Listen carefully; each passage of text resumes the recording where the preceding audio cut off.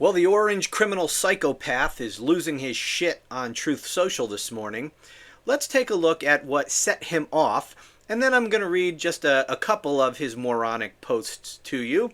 Here is a clip of the Wall Street Journal editor-in-chief speaking on Fox Business with Maria Bartiromo. She is one of the biggest Trump cultists you will find in media. And here is that discussion. Donald Trump did not like it very much. So watch this. Chief execs that were there were also excited. The talk was all of deregulation, growth, no tax rises, boom, boom, America. And Europe was absolutely stuck in the doldrums, very unhappy. But it's very interesting how that mood has shifted pretty much since all the tariffs started coming in. I think businesses realises now Trump is serious about this. But the problem they've got is that they're being imposed in a very haphazard way, and that's creating so much instability. Then along comes your interview, and Trump refuses to rule out a recession. He's talking in a kind of no pain, no gain kind of way. Okay, let me just stop it there. I'm not going to play the whole thing. I do want to make a comment about this. She just mentioned Donald Trump's interview with Maria Bartiromo, where he refused to rule out the possibility of a recession. And this woman, this Wall Street Journal editor-in-chief, is saying that, that really spooked people in the business community. Why do you need the president to rule in or rule out a recession as if it's up to him? Like, oh, I'm not going to do a recession, or I am going to do a recession. He can't control whether there's a recession or not. Now, the things he's doing is certainly leading us to recession, but whether or not we go into recession is not a matter of the king's dictate, all right? We're going into recession whether Trump wants to approve a recession or not, refuse to rule out. I mean, what stupid language. And these business geniuses, oh, they were fine with everything until Donald Trump refused to rule out a recession. Can they not look at the numbers? Can they not look at the news and see what's happening? The tariffs, the inflation, the unemployment rising, all of this stuff, they can't look at that and see that we're headed to recession. They have to wait for this orange buffoon to go on Maria Bartiromo's show and either rule in or rule out a recession. It's just so stupid when I first heard this. Anyway, okay, so that was this interview. Donald Trump didn't like it very much, especially coming from the Wall Street Journal, because remember, the Wall Street Journal is owned by Rupert Murdoch, the same piece of crap who owns Fox News. And so the Wall Street Journal is supposed to be fully in Donald Trump's back pocket. And it has been. Even though these people, you could tell a lot of them at the Wall Street Journal know that Donald Trump is a disaster. They cover for him anyway because that's what they have to do. They cover for him. They make excuses for him. Like they were the one, they did this thing during the election, during, the campaign where Trump was promising these tariffs. They took the position, oh, he's not going to do tariffs. He's just owning the libs. This is just Trump being Trump. Those kinds of excuses that those of us who are warning about all the disaster that's coming our way, oh, those people are just being hysterical.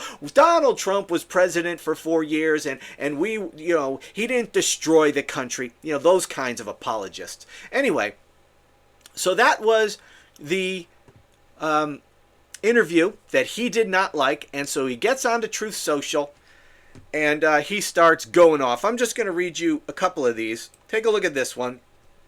This is in direct response to that interview. The globalist Wall Street Journal. That's what he does. You got to put a buzzword on there that the Fox News audience will know is bad. The globalist Wall Street Journal has no idea. Now, they weren't the globalist Wall Street Journal when they were making excuses for Trump during the election. Anyway, the globalist Wall Street Journal has no idea what they are doing or saying. No, but this buffoon, this stupidest frickin' person to ever be president, he knows what he's saying, right? They are owned by the polluted thinking of the European Union. which was formed for the primary purpose of screwing the United States of America. There you go. Continue to attack some of our strongest allies. Keep doing that. Really doing a good job for the United States, you frickin' piece of shit. Their Wall Street Journal thinking is antiquated and weak, and very bad for the USA. But have no fear. We will win on everything. And here comes his litany of bullshit lies. Egg prices are down. Oil is down. Interest rates are down. And tariff-related money is pouring into the United States. The only thing you have to fear is fear itself. What a... this guy is desperate. I talked about this yesterday. These lies, egg prices are down, oil is down, interest rates are down. These obvious lies are really stupid. Okay. The only people he cares about continuing to believe his lies are his cult. If he can keep his cult, if he can keep the Fox News audience, then he keeps his base of power. So I don't know why he's saying such obvious lies that even they will know are lies. Okay, egg prices are down. They go to the store too. They know that egg prices are not down. They know that's a lie. It would be better for Donald Trump just to continue to blame the high price of eggs and groceries and everything else on Joe Biden. Because even though it's completely not true that Joe Biden is to blame, nonetheless, the morons in his cult will believe that lie. He could get away with that till the end of time. He could just blame Joe Biden for everything for as long as he's in office, and they will continue to believe it. But when you say that egg prices are down, even they know that's a lie. But anyway, he knows things are not going well for him in that regard, so he's got to continue to lie. He keeps pushing this. He keeps lying. Oh, egg prices are down. And I showed a clip yesterday where he says egg prices are down 30% in just a few days. I mean, it's ridiculous. Anyway, here's the next one he posted. The European Union, of course, once again going after the European Union, one of the most hostile and abusive taxing and tariffing authorities in the world, which was formed for the sole purpose of taking advantage of the United States, has just put a nasty tariff on whiskey. If this tariff is not removed immediately, the U.S. will shortly place a 200% tariff on all wines, champagnes, and alcoholic products coming out of France and other EU-represented countries. This will be great for the wine and champagne businesses in the U.S. Point of clarification, you orange douchebag. Champagne, by definition, cannot be made in the United States. Just, as an FYI. And that means for your information, you friggin' buffoon. Okay, I have a question about this. Because he says, has just put a nasty 50% tariff on whiskey. Yeah, and he talks about tariffs being bad. The most hostile and abusive taxing and tariffing authorities in the world. I don't understand. I thought tariffs were great. Tariffs, the most beautiful word, tariffs. Why are tariffs great when we impose them, but no other country's allowed to impose tariffs? So it's great if we do it, and it's nasty if anyone else in the world puts tariffs on anything. And this is his whole thinking. Like, we're allowed to be a bully. Trump's allowed to be a bully. He can slap tariffs on everything. But if any country who is the recipient of that abuse puts tariffs, puts retaliatory tariffs on American goods, well then that can't be allowed. How dare they? We are allowed to tariff your goods, but you are not allowed to tariff our goods. And how many times have you heard him threaten it? If they dare put retaliatory tariffs on our stuff, then I'm going to respond with even more tariffs.